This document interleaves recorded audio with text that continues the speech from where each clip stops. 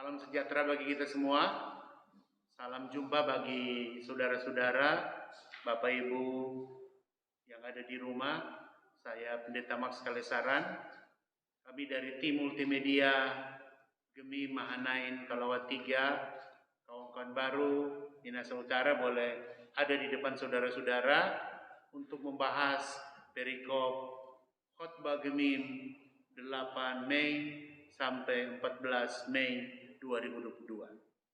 Saudara-saudara, apa perasaan Anda ketika Anda dikecewakan, Anda dikritik, Anda dibully, Anda disinggung? Pasti Anda akan marah, putus asa, atau Anda akan stres atau depresi. Bahkan Anda akan sakit jika tekanan-tekanan itu bertubi-tubi datang kepada Anda. Nah, untuk membahasnya, mari kita belajar dari teks menjabarkan trilogi pembangunan Jemaat Gemim yang akan sama-sama kita pelajari. Dan sebelumnya, mari kita berdoa. Bapa di surga, ini kami pelayanmu, ini kami hambamu, meminta dan memohon kuasa rohmu yang berbicara bagi kami semua dalam pelayanan firman saat ini. Engkau yang berbicara, Engkau yang bersabda, Engkau yang berfirman. Rohmu yang berkuasa bagi kami semua untuk memahami firman-Mu dan melakukan sabda-Mu. Dalam nama Tuhan Yesus kami sudah berdoa. Amin. Baik saudara-saudara, sebelum kita masuk dalam khotbah, mari kita membaca dulu teks Alkitab yang terdapat di 1 Korintus pasal 9, 1 Korintus pasal 9 ayat 1 sampai ayat 18. Sekali lagi, surat Paulus kepada jemaat 1 Korintus pasal 9 ayat 1 sampai ayat 18 berkata begini. Bukankah aku rasul? Bukankah aku orang bebas? Bukankah aku telah melihat Yesus Tuhan kita? Bukankah kamu adalah buah pekerjaanku dalam Tuhan? Sekalipun bagi orang lain aku bukanlah rasul, tetapi bagi kamu aku adalah rasul, sebab hidupmu dalam Tuhan adalah materai dari kerasulanku. Inilah pembelaanku terhadap mereka yang mengkritik aku. Tidakkah kami mempunyai hak untuk makan dan minum? Tidakkah kami mempunyai hak untuk membawa seorang istri Kristen dalam perjalanan kami, seperti yang dilakukan rasul-rasul lain dan saudara-saudara Tuhan dan Kefas? Atau hanya aku dan Barnabas sajakah yang tidak mempunyai hak untuk dibebaskan dari pekerjaan tangan? Siapakah yang pernah turut dalam peperangan atas biayanya sendiri? Siapakah yang menanami kebun anggur dan tidak memakan buahnya? Atau siapakah yang mengembalakan kawanan domba dan yang tidak minum susu domba itu? Apa yang kukatakan ini bukanlah hanya pikiran manusia saja. Bukankah hukum Taurat juga berkata-kata demikian? Sebab dalam hukum Musa ada tertulis, janganlah engkau memberangus mulut lembu yang sedang mengirik. Lembukah yang Allah perhatikan? Atau katakan yang ia maksudkan?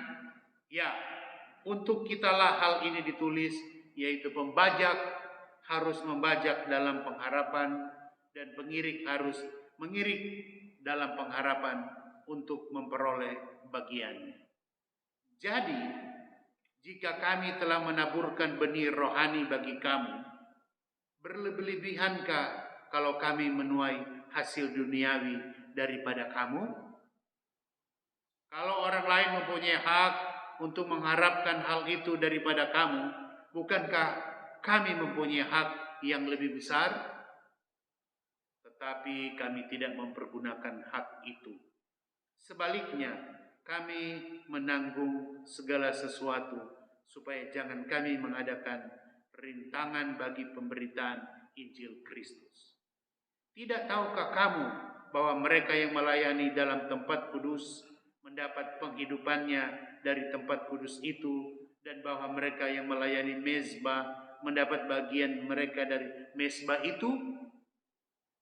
Demikian pula Tuhan telah menetapkan bahwa mereka yang memberitakan Injil harus hidup dari pemberitaan Injil itu.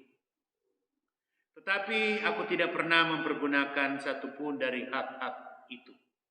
Aku tidak menulis semuanya ini supaya aku pun diperlakukan juga demikian, sebab aku lebih suka mati daripada. Sungguh, kemegahanku tidak dapat ditiadakan siapapun juga. Karena jika aku memberitakan Injil, aku tidak mempunyai alasan untuk memegahkan diri. Sebab itu adalah keharusan bagiku. Celakalah aku jika aku tidak memberitakan Injil. Kalau andai kata aku melakukannya menurut kehendakku sendiri, memang aku berhak menerima upah. Tetapi karena aku melakukannya bukan menurut kehendak sendiri, pemberitaan itu adalah tugas penyelenggaraan yang ditanggungkan kepadaku. Kalau demikian, apakah upahku? Upahku ialah ini, bahwa aku boleh memberitakan Injil tanpa upah, dan bahwa aku tidak mempergunakan hakku sebagai pemberita Injil. Saudara-saudara yang diberkati Tuhan, kritik memang perlu dalam kehidupan sosial, kritik memang perlu dalam kehidupan keluarga, kritik memang perlu dalam kehidupan bernegara, termasuk kritik sangat diperlukan dalam pelayanan gereja. Tapi bagaimana kalau kritik itu kita sampaikan dengan berapi-api? Bagaimana kritik itu kita sampaikan dengan marah-marah? Bagaimana kritik itu kita sampaikan dengan kasar? Apa akibatnya? Saudara-saudara, tapi kritik itu juga kita melakukan kritik, masukan dengan pelan-pelan, dengan sopan, dengan lembut, lemah lembut. Hasilnya akan apa, saudara-saudara? Walaupun Anda benar, walaupun Anda betul mempunyai alasan kuat, tapi kritik Anda disampaikan dengan berapi-api, kritik Anda disampaikan dengan tidak sopan, kritik Anda disampaikan dengan kasar, hasilnya akan berbeda dengan kritik yang disampaikan dengan lemah lembut, dengan sopan, dengan tenang, dengan mekanisme sesuai prosedur yang berlaku. Kita memang perlu kritik, tapi kritik yang membangun dengan teratur, sopan, lemah lembut, tenang, akan menghasilkan sesuatu yang lebih berguna. Nah, saudara-saudara, Paulus menghadapi begini, sesuatu yang meragukan kerasulannya, dan ada kelompok, ada orang yang menyampaikan kritik tentang status kerasulannya, tentang pekerjaannya, tentang pelayanannya terhadap jemaat di Korintus.